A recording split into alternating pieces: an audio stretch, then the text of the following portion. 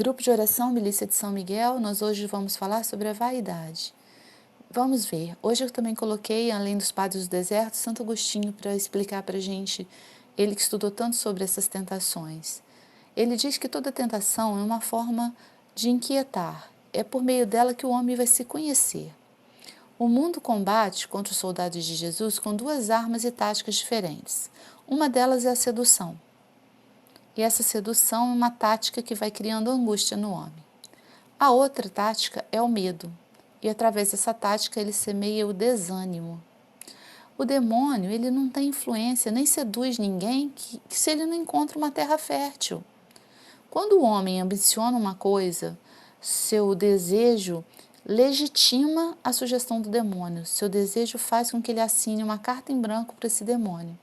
Quando o homem tem medo, ele abre também uma brecha na alma, onde as insinuações do demônio, da vaidade, vai colocar, entendeu? Vai plantar ali aquele joio, aquela planta que não é do bem. Então, por essas duas portas, o desejo e o medo, é que o demônio vai se apoderando da alma do homem. O pensamento da vaidade é um pensamento muito discreto. Com muita facilidade, ele vai se infiltrando geralmente em todas as pessoas, mas especialmente entre os virtuosos, porque a pessoa não percebe. Ele inspira nessas pessoas o desejo de publicar as lutas, de falar quanto que eles passaram, as dificuldades. Eles vão atrás das glórias dos homens. Faz com que eles fantasiem que eles estão expulsando demônios, que eles estão ficando com sucesso, que eles estão se tornando importantes, que as pessoas procurando por eles vão achar a solução dos seus problemas. Então, essa é a vaidade que vai crescendo. Ele diz que as pessoas vão se tornar santas e o povo vai bater na sua porta em busca de conselho. E aí, o que acontece? Vão criando esperanças vãs. Quem entrega as tentações a esse demônio, ele inspira pensamentos contrários à verdade, a conhecimento da pessoa. São Martinho de Porres, ele era muito humilde, muito bom, eu já contei a história dele para vocês. E o que acontece? São Martinho de Porres, ele tem uma determinada passagem que ele está sentado na escada da igreja, quando o demônio coloca diante dele a imagem de um altar, e nesse altar ele está lá, a imagem dele como santo. E ele fica desesperado, ele diz que não aceito, não é assim, eu sou pecador, e ele começa a se debater, e quanto mais esse debate, mais aquelas imagens vão surgindo, em determinado momento, ele se joga no chão e começa a se machucar para poder se livrar daquela situação. Quando o demônio da vaidade vê que ele prefere o sofrimento a ter aquela visão, ele é obrigado a ir embora, porque aí São Martim de Porres fechou a porta. E fechada a porta uma vez, ele não consegue entrar. Ele tem que ir embora. Então, a vaidade não se encontra no mesmo plano dos outros vícios, né? Ela, por exemplo, o Abade Cassiano atribui que ela é uma coisa racional. A vaidade, ela surge quando os outros vícios já foram superados. Então, ela neutraliza o esforço para vencer vício. O demônio da vaidade, ele é particularmente esperto. Ele sempre se infiltra quando os outros demônios já foram embora, já não tem resquício nenhum dele. Para Evagrio, ele compara a vaidade com uma bolsa de dinheiro que está furada. A gente coloca nela o salário dos nossos combates, mas ele não fica guardado. Por quê? Porque ele tem que aparecer. Então, quando Jesus nos fala na Bíblia, né, que sua mão esquerda não saiba o que fez a sua direita, para nos proteger da vaidade. Se você fizer um bem, você cala, você não tem que falar sobre ele. É Deus que tem que exaltar. Você tem que ficar no silêncio do seu coração. É assim que nos ensina Evagrio. Sendo assim, vamos lá. Ele faz, o segundo Evagrio, que o monge, por exemplo, ele escreve para os monges, né, que ele lute por uma motivação errada. Não se abrir para Deus, mas sim para agradar os homens. Isso que faz a vaidade. A vaidade está muito mais de parecer que a pessoa fala sobre Deus e está parecendo sobre aquilo ali, do que falar com Deus, que é o mais importante. Mas isso ele passa a se orientar pelo exterior. Ele perde a sinceridade, ele perde o objetivo do amor de Deus. Ele está tão empolgado em parecer, em crescer diante dos olhos dos outros, que ele esquece que ele tem que se diminuir diante de Deus para que Deus possa aparecer e não ele. Aí a pessoa às vezes é identificada com elevados ideais, mas na realidade ela às vezes está sucumbindo à tentação da vaidade. O ideal vamos colocar assim, né? O esforço para poder lutar contra a vaidade é muito grande. Eles chamam de vanglória. O São Padre Pio falava que de todas as dificuldades a que as pessoas no caminho da santidade mais tinham, que elas encontrariam mais problemas, seria por causa da vanglória. Das outras pessoas jogarem para as pessoas que estão caminhando na espiritualidade o nome de santo.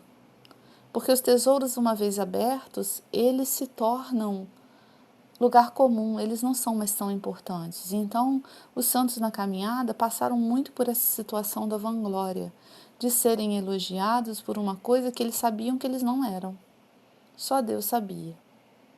Então, eles acordavam para alguma coisa que não era bem bom para a alma deles. Daí que São Padre Pio ensina a fugir do aplauso dos homens e buscar a Deus, para que a sua alma não se perca achando que você é mais do que na realidade é.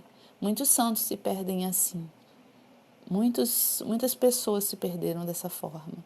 Então, é sempre ideal que você saiba quem você é, você se conheça. Você fecha a porta para que ela não entre o tentador. Ele não vai deixar de chamar, mas se vê a porta fechada, ele vai embora. Só entra quando você esquece de fechar ou você não fecha ela com segurança. Santo Agostinho diz que a nossa vida é uma peregrinação. E como tal, ela está cheia de tentação. Porém, a nossa maturidade, ela se forja, ela cresce, ela se estabelece em nós a maturidade no meio das tentações. Ninguém conhece a si mesmo se não for tentado.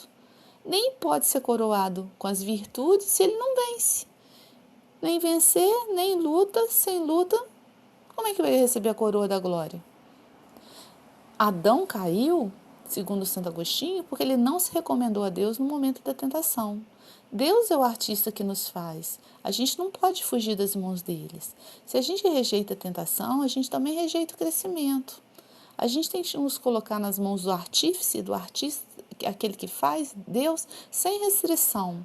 Ele vai nos corrigir, ele vai nos lustrar, vai nos limpar, como se fosse uma obra de arte. Para isso, ele vai servir de vários instrumentos. São, assim, são as tentações do mundo que a gente vai crescer na fé e na virtude. Daí que quando os outros falam assim, fulano é chato, vive na igreja, só que certinho, não sabe que a gente passa por mais tentações do que aqueles que já estão perdidos lá no mundo. Que a gente tem que vencer a si mesmo todos os dias. Que ele fala que a gente tem que lutar com um leão por dia, é isso mesmo. Para não falar mal dos outros, para não ser indiscreta. É tanta tentação que a gente passa todos os dias. Então, a gente não deve fugir das mãos de Deus. Deus permite as tentações não para nos arruinar, mas para fazer a gente mais forte. Então, a gente tem que procurar preencher o nosso vazio espiritual, o nosso vazio que fica sempre assim cheio de questionamento, com leituras, com orações, com salmos, com bons pensamentos, praticar virtude, boas obras, ter uma esperança de que o futuro vai acontecer bom, apesar da gente ver tanta coisa de ruim, e ter um coração inflamado do amor de Deus. Santo Afonso ensinou que a gente não deve recear de estar em graça diante de Deus pelo fato de sermos tentados. Pelo contrário, nós devemos esperar ser mais amados por Deus. Não são os maus pensamentos que nos vai fazer perder Deus, mas sim os maus consentimentos. O meio mais necessário e mais seguro de vencer a tentação é recorrer a Deus logo com humildade e confiança. É a humildade e a confiança em Deus que nos livrarão das tentações. A experiência mostra de sobra que quem recorre a Deus nas tentações não cai. Quem não recorre cai, especialmente nas tentações de impureza, de vaidade. Se a tentação é tão forte que nos vemos um grande perigo de consentir, precisa a gente redobrar o fervor na oração. Ir para o Santíssimo Sacramento, se ajoelhar diante dele, de um crucifixo, pedir a Nossa Senhora, rezar com ardor, gemer e chorar pedindo ajuda.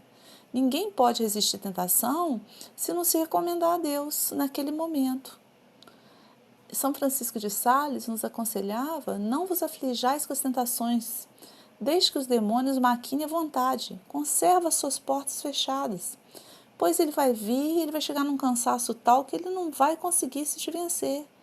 Ele vai ver que Deus levantou um cerco ao seu redor. E São Bernardo dizia: quantas vezes vencemos as tentações, tantas vezes nós somos coroados.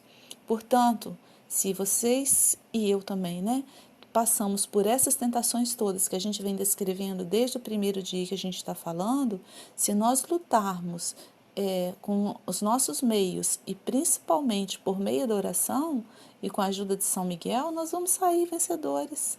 São Miguel é por nós, não temamos, ele nos guarda por causa do amor de Deus. Amém.